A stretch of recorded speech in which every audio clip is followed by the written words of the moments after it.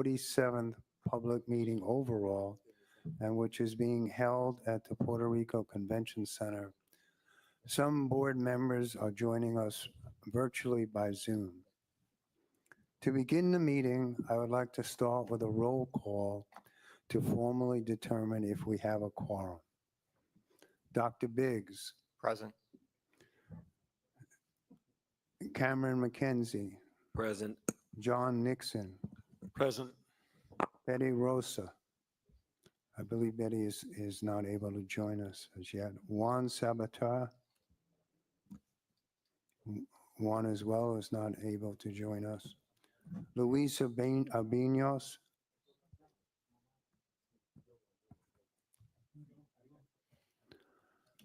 All right. Our ex officio member, Governor Jenniffer González, is a bit delayed, so she should be here hopefully shortly and will join us on the dais. For the moment, Francisco Dominique, our chief of staff, is here on my left. And welcome. Thank you. Before we continue, I'd like to take a moment to, I'll delay what I was going to say and wait for the governor to be here. I'm reading ahead of thinking. All right. As usual, I'd like to ask our general counsel, Mr. Jaime Ocore, if he would be willing to act as secretary for this meeting. Thank you, Jaime. I would also like to thank everyone watching the live stream of this meeting via the Oversight Board's website, www.oversightboard.pr.gov. The audio of this meeting is available in English, and there is also a simultaneous Spanish translation. Additionally, the meeting is being translated into sign language. If you log into the English language website, the audio will be in English, and if you log into the Spanish website, you will hear the simultaneous translation. As usual, we will be handling questions and comments from our online participants through a form that is available on our website. You can find this form on the live stream page and complete it by putting your name and adding any questions or comments you might have. You can post comments or questions until 15 minutes before the end of the meeting. We will provide answers on our website. We will give an opportunity for any live comments towards the end of the meeting. We have the following agenda items for today.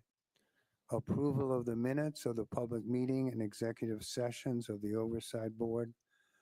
Administrative matters, update from the executive director, remarks later from Governor Jenniffer González, presentation on Puerto Rico healthcare workforce study, public commentary, other matters, and adjournment. Begin with the approval of the minutes. The first order of business is to approve the minutes of our last meeting, which was held on December 11, 2024. The minutes are attached to the meeting materials as Appendix A. We will also need to approve the minutes from a series of executive sessions held since that public meeting. Those executive sessions were held on December 20th, 2024, January 3rd, January 10th, January 24th, January 31st, February 6th, February 14th, and February 21st, 2025. The minutes of the executive sessions are attached to the meeting materials as Exhibit B. Are there any questions about the minutes? There being no questions, do I have a motion to approve the minutes? Mr. Chair, I'd like to move to approve the minutes of the last public board meeting held on December 11th, 2024, which are attached to the meeting materials as Appendix A, and the minutes of the executive sessions held on December 20th, 2024, January 3rd, January 10th, January 24th, January 31st, February 6th, February 14th, and February 21st, 2025, which are attached to the meeting materials as Appendix B in the form presented to the meeting. Thank you, John. Do we have a second? Motion. Thank you. I would like to ask for a voice vote first. All in favor, please say yes. Yes. Those- Oh. Those opposed, please say no. If you are abstaining, please say abstain. All in favor? Yes. Yes. Yes. Any opposed? Any abstentions? All of the board having voted in favor, the motion passes and the minutes are approved. Administrative matters. Next, we have a couple of routine administrative matters. Would someone make the first motion? Mr. Chair, I'd like to make the following motion. Between the adjournment of this meeting and the opening of the Oversight Board's next public meeting, the Oversight Board may consider an executive session any and all matters that is authorized to consider under PROMESA, including first, any certification determinations authorized by PROMESA, including certification determinations under Section 206 of PROMESA. Second, any submissions or authorizations authorized by PROMESA. And third, any filings authorized under Title III of PROMESA, in each case that are set forth as part of the vote to convene such executive session. The Oversight Board may also act by unanimous written consent between meetings in accordance with this bylaws, which such consent to include consent by electronic transmission. Thank you, Andrew. Do we have a second? A second. Thank you, John. Would all in favor say yes? Yes. Yes. Any opposed? Yes. Any abstentions? All of the members present having voted in favor, the motion passes. We have one more motion which relates to unanimous written consents. Would someone make that motion? Mr. Chair, I move to confirm and approve any unanimous written consents adopted by the Oversight Board since the adjournment of our last public meeting. Thank you, John. Do we have a second? I'll second. Thank you, Andrew. Will all in favor say yes? Yes. Yes. Any opposed? Any abstentions? All of the members present having voted in favor, the motion passes as well. Next, we will move to the substance of today's public meeting.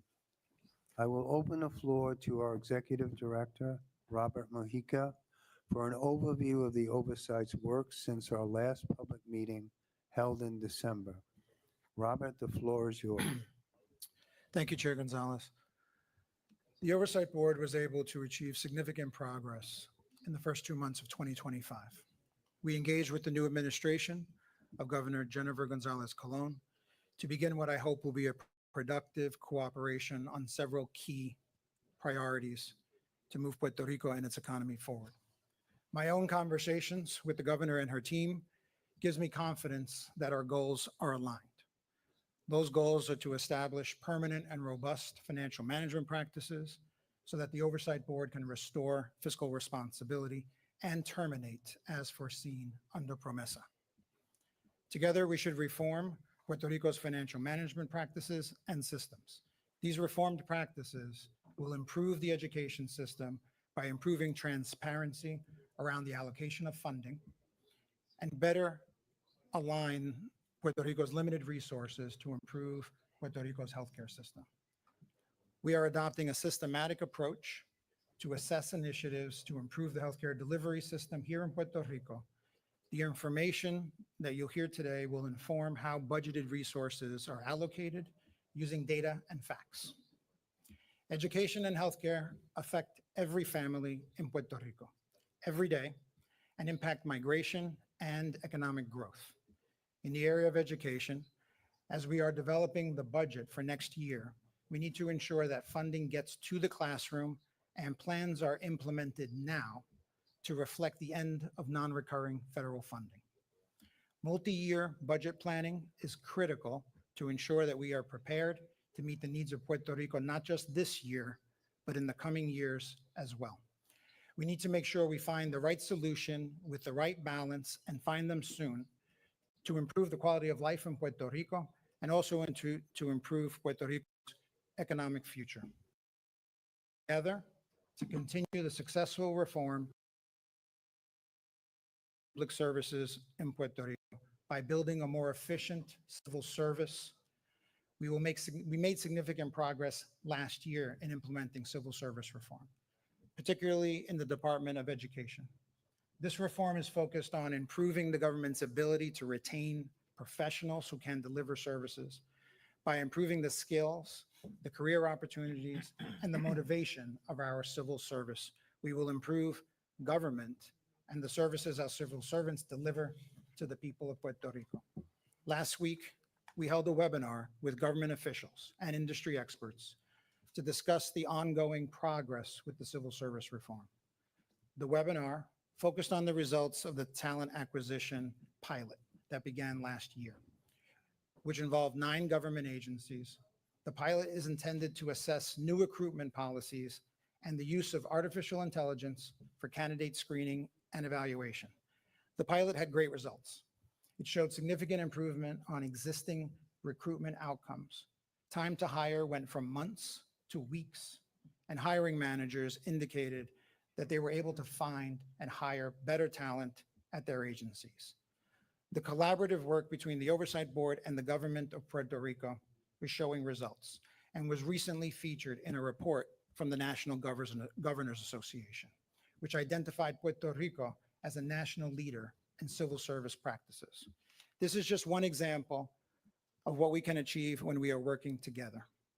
We also look forward to working with Governor González Coln and her administration on economic growth initiatives to address Puerto Rico's most critical challenges through a coordinated integration of economic development efforts supported by the Oversight Board and our Economic Growth and Revitalization Coordinator, Jose Perez Riera, and the Secretary of the Department of Economic Development and Commerce and business and community stakeholders. The Oversight Board's team and I met earlier this month with a group of key members of the governor's administration to kickstart these efforts. And I am certain that we can accomplish a lot together. Permitting and tax reforms are priorities that the Oversight Board shares with the government, and particularly on permit reform, we are already moving forward in this collaboration. Our goal is to work with the government to provide knowledge and resources to execute on all of these initiatives. On health, you will hear today about a workforce assessment that the Oversight Board, together with the Puerto Rico Department of Health and the FAF, asked the healthcare team of FTI Consulting to provide. FTI's report will help us understand the current state of Puerto Rico's healthcare workforce, and through analysis and facts and data, compile recommendations about how to move forward. As part of the study, more than 700 healthcare professionals, including doctors, nurses, technicians, and others were contacted. We analyzed enrollment records, claim statistics, physician and emergency room visits, and other healthcare data. And we have asked the FTI team here today to present the study and the recommendations. We will then get together with the healthcare stakeholders and the government to decide what solutions we should pursue and implement together. The Oversight Board also worked with the government to allocate $89 million in additional funding for municipal governments in this year's budget. In this case, we worked together with the Office of Management and Budget, the Federation of Mayors, the Association of Mayors. And just to be clear, the Puerto Rico government supports the municipalities with almost $350 million this year.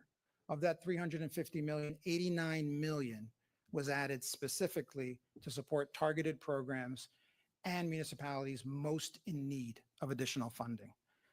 The social well-being program, Ama de Llaves, received $15 million of additional funding. The medical emergency services response program received $9 million, and $30 million was allocated to municipalities with the most need to support essential services. The Ama de Llaves program provides services by municipalities such as essential help with hygiene, home management, the administration of medications for older and disabled persons. The Medical Emergency Services Program helps municipalities that participate in 911 emergency response services. And based on the applicable criteria and requirements, 38 municipalities qualified for additional medical emergency response program funding, and 51 municipalities met the requirements for additional Ama de Llaves program funding. We anticipate allocating the remaining $35 million to municipalities as part of the central government's efforts to improve collaboration on joint initiatives that impact the economy of Puerto Rico.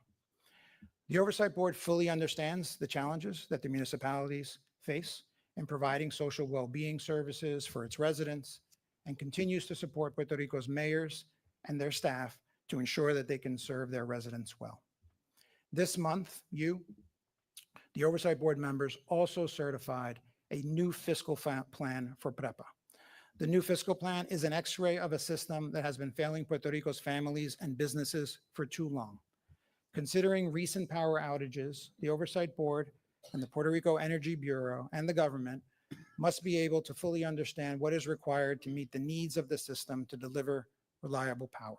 That is why we ask the system operators, including PREPA, to help us see and analyze. PREPA operates an outdated system that's vulnerable to shock and unable to provide reliable electricity. This is the consequence of decades of neglect, deferred maintenance, missed system upgrades, lack of long-term planning, and interference by previous governments before PROMESA was enacted. And the Oversight Board, together with the administration of Governor Rosselló Nevares, introduced a more rational operating structure under the oversight of an Energy Bureau as a truly independent regulator.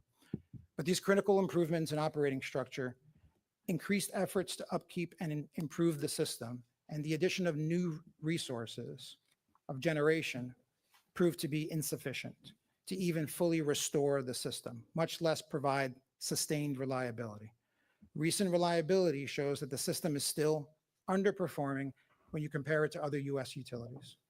PREPA has not performed an evaluation of the long-term system needs in over 30 years. It has been operating under a structural financial deficit since 2004. And in its 2017 rate order, the predecessor to the Puerto Rico Energy Bureau, back in 2017, stated that PREPA's long-term planning was, in the past, distorted by political considerations, resulting in, I quote, operational instability, expensive changes in direction, and delays and stoppages of necessary infrastructure projects, end quote. The regulator stated back then that PREPA based its budget on a compromise, driven, and I quote again, not by system needs alone, end quote. The Oversight Board is determined to prevent the same mistake from happening again. The new fiscal plan is based on operators' expense projections to reflect the true needs of the energy system for adequate operation, maintenance, repair, and transformation of Puerto Rico's energy system. A coordinated, holistic financial plan is essential to prioritize and sequence investments for impactful transformation. We know that the governor is working tirelessly to find solutions to the energy crisis, and board staff has participated in the governor's energy transformation task force, and we look forward to continuing these efforts. The Oversight Board's goal is to successfully transform the energy system in Puerto Rico, ensuring reliable, affordable service for Puerto Rico while exiting the bankruptcy process under Title III of PROMESA and providing for the restoration of access to the capital markets. And I am convinced that the government shares this goal. Together, the government and the Oversight Board also began the process to develop the budget for next fiscal year 2026, which will begin on July 1, 2025. As we enter what we consider the final phases of PROMESA, the most critical work will be to improve the budget process and provide transparent financial plans, not just for the upcoming fiscal year, but at a minimum for the next 5 years. We will work with the government to achieve these goals. There are significant structural budget gaps in the years ahead that must be acknowledged and also planned for. The economy has slowed, as has the growth of the government's revenue from taxes. In addition, non-recurring federal funds will be exhausted. Long-term budget planning is critical to identify our out-year spending needs, and the government must adopt realistic revenue forecasts to prevent returning to the pre-Promesa deficits. Prior to Promesa, spending was higher than revenue for 16 consecutive years, according to the government's own audited financial statements. Puerto Rico has many spending needs, and we will work with Governor González Coln and her administration to establish the priorities while maintaining a fiscally responsible budget. Money from the federal government provides currently nearly half of the Commonwealth's overall budget. This includes the current Medicaid formula, which expires in 2 years. And as we move forward with this budget, we must balance the needs and the risks and solve for an out-year structural gaps. Having a budget management system that actually works, a budget management system that the government, the people, and the financial markets have confidence in, that is transparent and open, is critical for achieving fiscal responsibility. This is not to check a box on the path to fulfill the mandate of Promesa, but is critically important for Puerto Rico's future, its stability, and economic growth and quality of life. And then when we get to 4 years of balanced budgets, we can say what happened in 2016 will not happen again. Initial Commonwealth budget targets did not envision any spending cuts. We established a budget target of $13.3 billion for the general fund and $5.1 billion for the special revenue fund that will support key government priorities and financial and fiscal plan initiatives. The general fund and the special revenue fund targets combined would increase spending by just under 3% in the next fiscal year from the current fiscal year certified budget. The government has provided further information to move the Commonwealth process forward, and the Oversight Board is in the process of reviewing this information.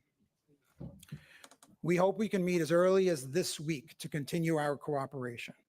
As every year, you, the board members, will certify a budget that complies with the fiscal plan on or before June 30th.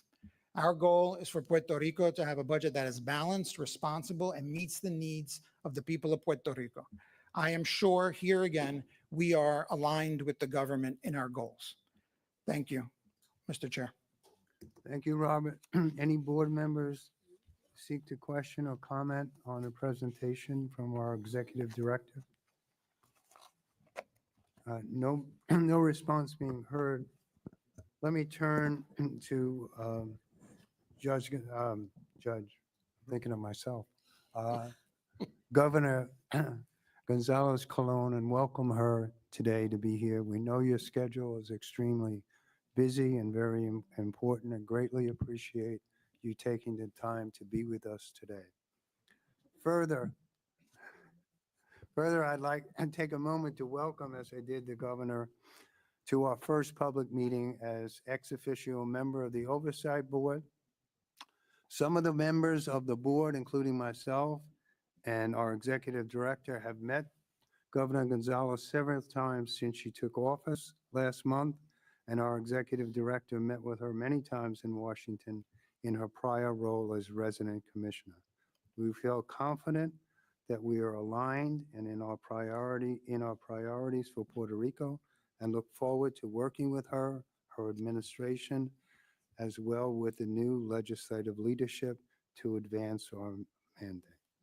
Governor González. Thank you, Chairman, and thank you.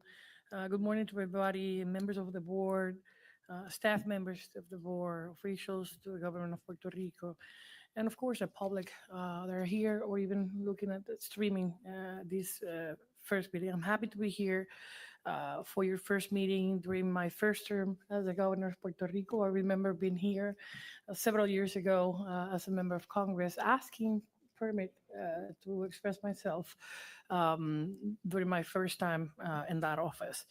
And as I announced back in December, it is my intention as governor to directly participate in my position as an ex officio member of this board, as opposed to delegating it to a representative. Nonetheless, My chief of staff and executive director of AFAF is going to be here as well, and I know he's going to be assisting me in this endeavor.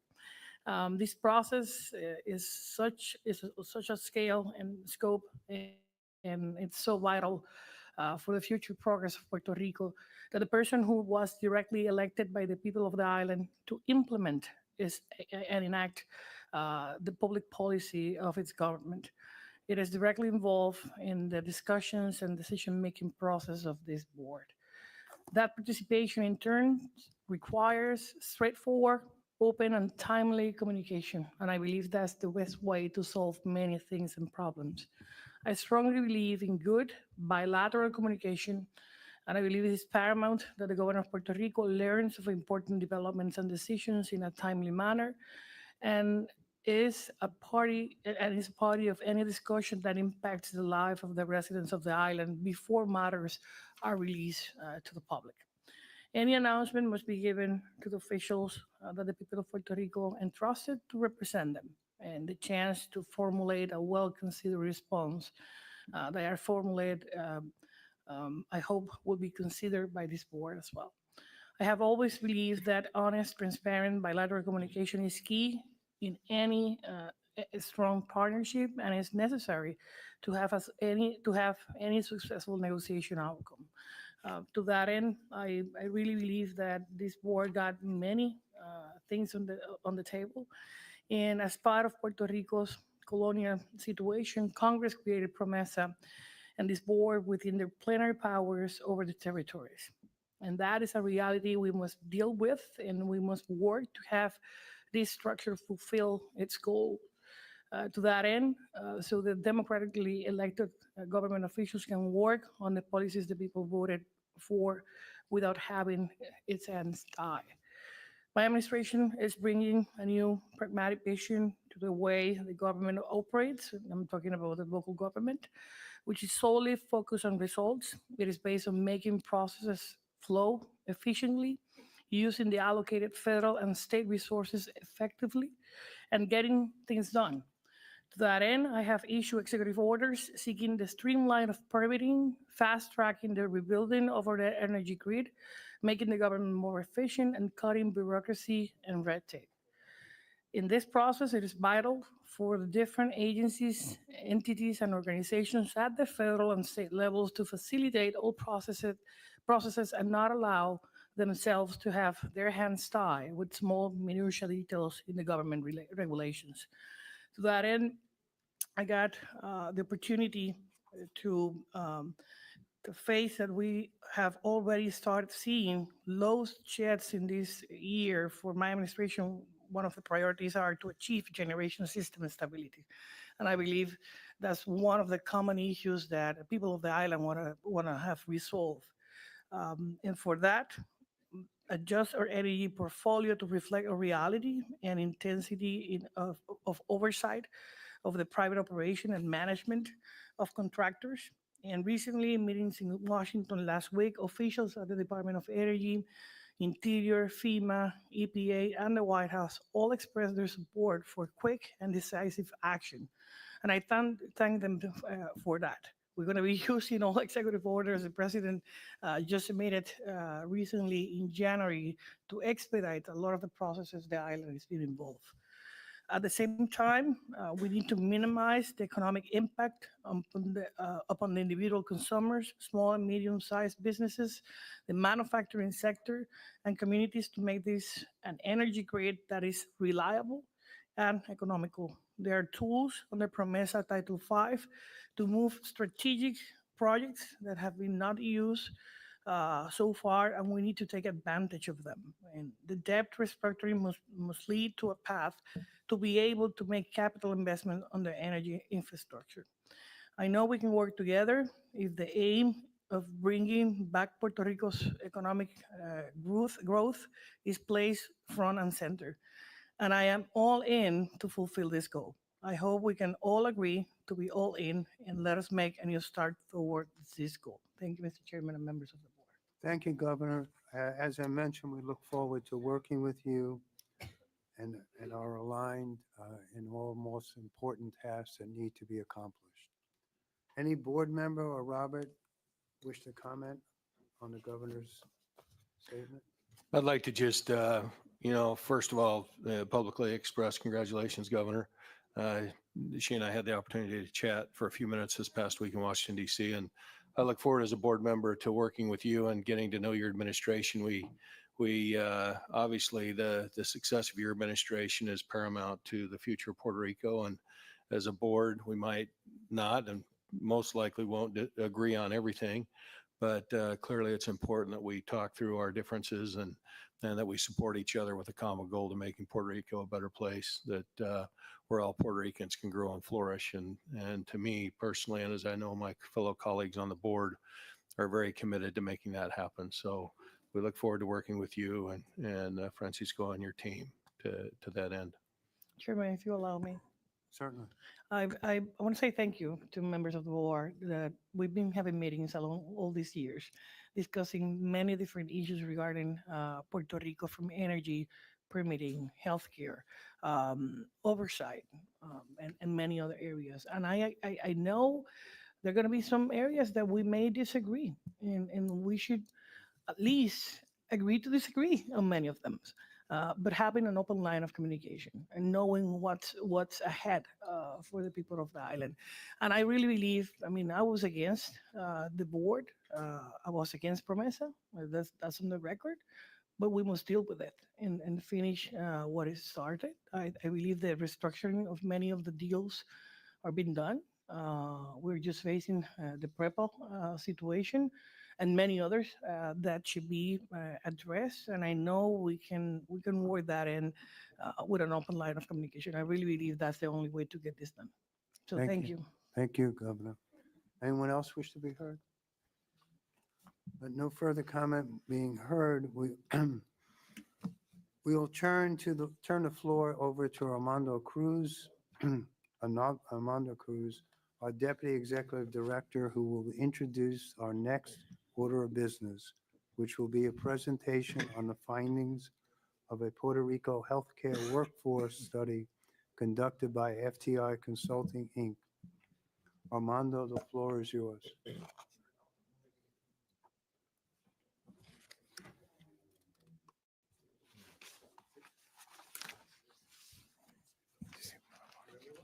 No.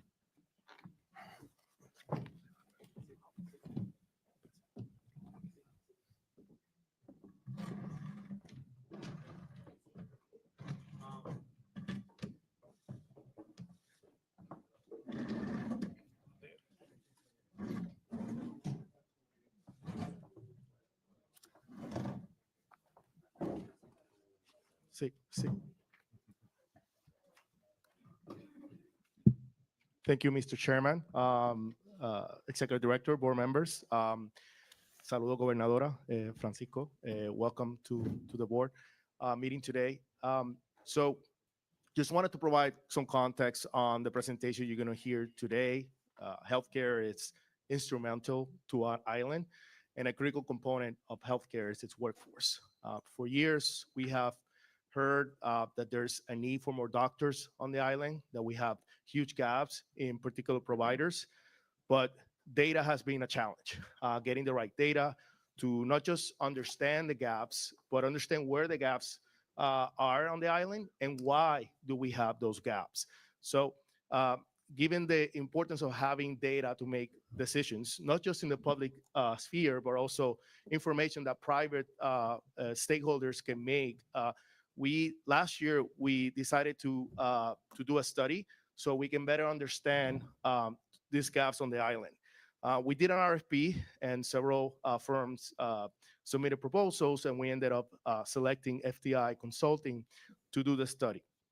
FTI has been working on the study for the last 6 months, and we finally have the final report that you'll see today.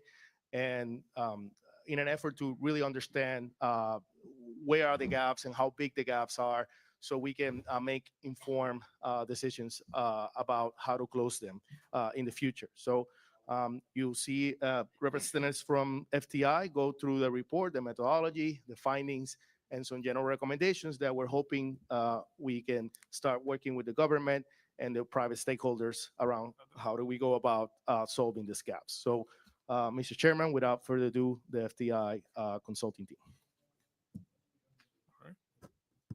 Good morning, everybody. Thank you for the opportunity to present this very comprehensive study. Thank you to the members of the board, Governor, Chief of Staff. I'm Juan Montañez. I'm with FTI Consulting. With me are, to my left, Dr. Susan Manning from FTI Center for Healthcare Economics and Policy, Maria Levis, the CEO of Impactivo, our essential partner on this project, which it required significant stakeholder engagement, which she led.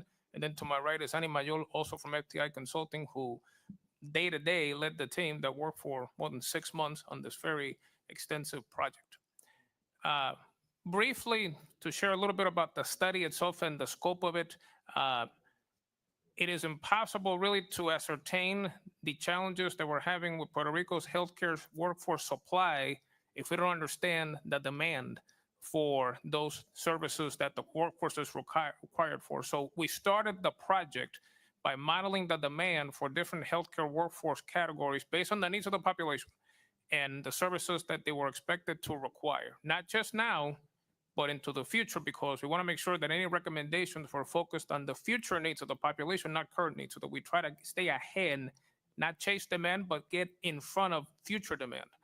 Then we looked at the workforce supply, and we took in data from more than 20 different organizations, almost 400,000 records from the licensing board, from insurance companies, from the government agencies that actually run healthcare programs, and assembled all that information to create as comprehensive and as credible a picture of the workforce supply as we could. Then we married those two data sources to ascertain the imbalance between supply and demand and focused on those categories of the workforce, whether it's physician specialists or other categories that might not be immediately apparent where we do have shortages, that might actually be as critical or more so than with some of the physicians, to be able to understand what those imbalances are. And then through a very extensive qualitative process, stakeholder engagement interviews, a survey to try to understand what drives that imbalance. Why do we not have more workforce? And what are the underlying causes? And then based on that, we formulated recommendations. A couple of key points that I want to make. When we talk about supply, it's very important to recognize that supply is not purely a function of the number of physicians or the number of physical therapists or the number of lab technicians. You got to look at their availability, how available they are in terms of hours of operations, their capacity to provide services. Are they, for example, so burdened by administrative work that they don't have as much time as might be apparent for them to provide services or manage services? And then their accessibility. If they're located in the part of the island that makes it very difficult for the typical Puerto Rican to get to them, that becomes a challenge too. So you can not just rely on the hard numbers of how many of something we have. We got to look at all these other factors. And then there are a couple of critical assets that we turn over to the oversight board with the goal that this becomes, and I know it's a bit of a cliche, a living assessment, a living study, because this is going to be very dynamic. The workforce changes, the needs of the population might change. We created a workforce profile and a model that we'll describe in more detail throughout this presentation that hopefully can be used for continuing analysis. A very critical component of this project was the engagement that we did with the community as a whole. We talked to hospitals, we talked to insurance companies, we talked to associations that represent different critical constituencies within the healthcare system. And Maria can give you a bit more detail on that whole process. Of course. In order to ground the study in Puerto Rico's reality, we made sure that we carried out extensive interviews with key stakeholders across all the groups that Juan just mentioned. This included over 70 key stakeholders and 22 organizations that participated, not just to inform the questions that we were going to ask in the survey, but to also help us understand what drives the access issue, what complexities there are, and what viable solutions exist. Unanimously, the voices all mentioned that the situation is dire. And what you guys will see in the report does present a grim picture. I will add, we are at a tipping point. This situation impacts us all. So what we also saw was irrefutable commitment from all stakeholders to move beyond their interests in order to achieve solutions. We were even able to identify some solutions that could be put in place within a year. Thank you. So let's talk about the findings. And yes, some of these findings might be a bit difficult in terms of painting a picture that might be a bit too negative, but you're independent. We do not represent any of the stakeholders in the healthcare system.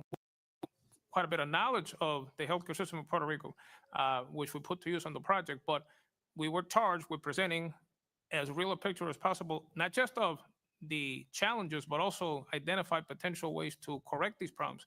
And it'll be multiple solutions that will have to be implemented in a very coordinated way to get us out of this predicament, but we can't get out of it. But we got to understand what the situation is. So with that, we're going to go over the key findings of the study, beginning with Dr. Manning. Thank you. I will say from an economics perspective that the inability of a jurisdiction to not have sufficient workforce in order to meet the healthcare needs of its population, not only at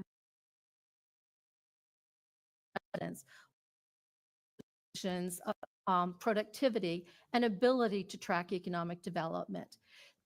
Our approach was very principled. We did not simply do what you would call sort of a trend of what the workforce looks like today and what it would look like tomorrow.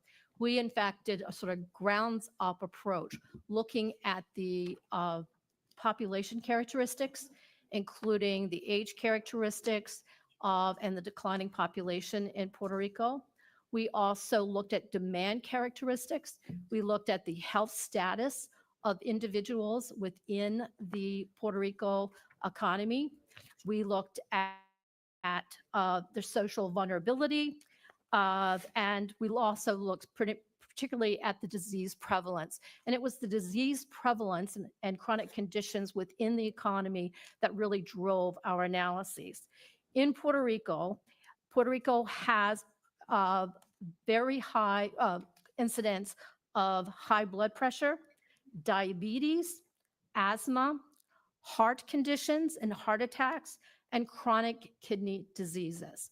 And this really impacts the type of physicians that you need on the island and need to recruit in order to resolve today by 21 categories of healthcare professionals and what the gap would be in 2035 and in 2050. The current status of the physicians is that they work longer than you would expect, and certainly longer than what physicians necessarily work in the United States. So the first model that we did looked at basically the current work practices of physicians. And one example is for orthopedics. We currently have in Puerto Rico a severe shortage of orthopedic providers. These are people, of course, that handle bone conditions and et cetera. We need twice as many orthopedic providers than we currently have. That is somewhat mitigated by 2035 because of the decline in the population, but the gap does not go away. Another example would be endocrinologists. Endocrinologists treat chronic kidney disease, which is a very prevalent disease within the Puerto Rico population. Here, we have a gap that is 140% fewer physicians, endocrinologists, than the island needs in order to care for that chronic disease population. And this increases significantly in 20.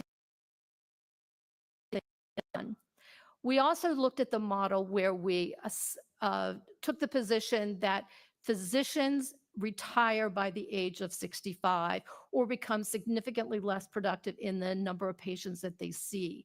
If you do this, the healthcare shortage gets particularly severe. So normal health practices tells you that the Puerto Rican economy, its workforce gap is severe.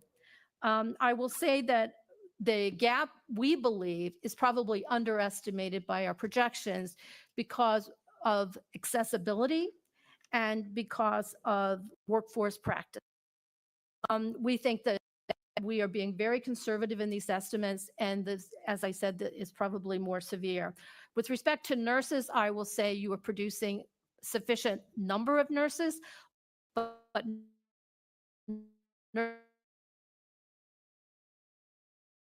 nurses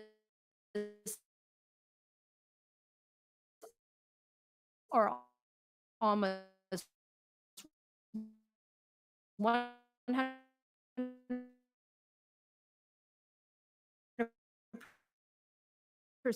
once they go. Also did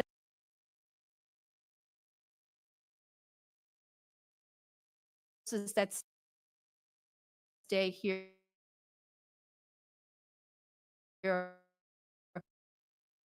have decided to remove themselves from the workforce, either due to wages or work-life balance.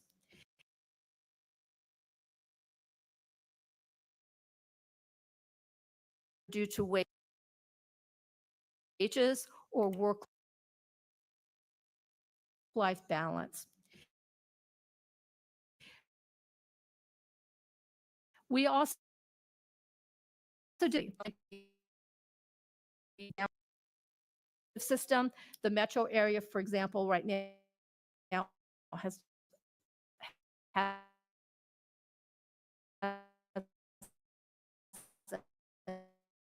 enough